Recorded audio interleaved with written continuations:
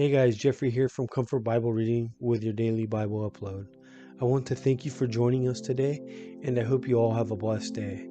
I'll be reading the book of Isaiah, chapter 17 from the NIV. In Isaiah 17, we will be reading about Isaiah's prophecy against Damascus. I hope you all will be joining us for chapter 18. And if you are finding value from this, please like to help share the message, and let me know what you think of my video in the comments below.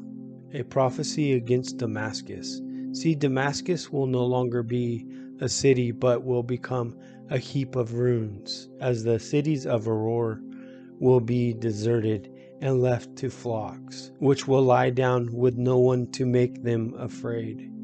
The fortified cities will disappear from Ephraim, and royal power from Damascus. The remnants of Aram will be like the glory of the Israelites, declares the Lord Almighty. In that day the glory of Jacob will fade, the fat of his body will waste away.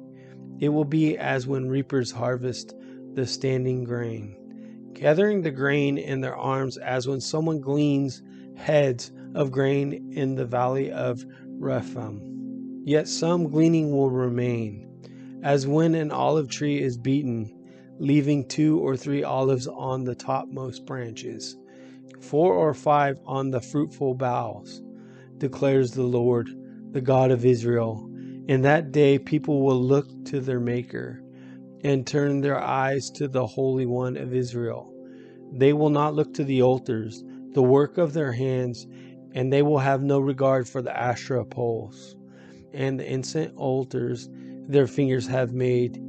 In that day their strong cities, which they left because of the Israelites, will be like places abandoned to the thicket and the undergrowth, and all will be desolation.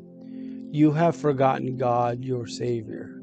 You have not remembered the rock, your fortress. Therefore, though you set out the finest plants and plant import vines, though on the day you set them out, you make them grow, and on the morning when you plant them, you bring them to bud, yet the harvest will be as nothing in the day of disease and incurable pain. Woe to the many nations that rage. They rage like the raging sea. Woe to the people who roar. They roar like the roaring of great waters. Although the people roar like the roar of surging waters, when he rebukes them, they flee far away, driven before the winds like chaff on the hills, like tumbleweeds before a gale. In the evening, sudden terror, before the morning, they are gone.